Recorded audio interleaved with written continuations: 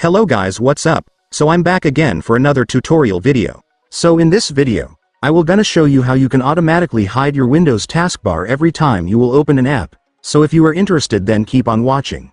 But before all that, if you are new to my channel, consider to like and subscribe for more videos like this, and also, you can comment down below if you have something that you want me to make a tutorial about. So without further ado, let's start the tutorial. So to automatically hide your Windows taskbar every time you open an app, it's actually pretty easy. Just follow what I'm gonna do. So for the first step, I want you to right-click your taskbar here at the bottom. And then select the taskbar settings. And after that, you will then be directed to your taskbar settings. So what I want you to do here is to scroll down to find the taskbar behaviors. And once you've found it, just go and click it. And after that, there it is guys. You will now see the option to hide your taskbar, so just go and select it.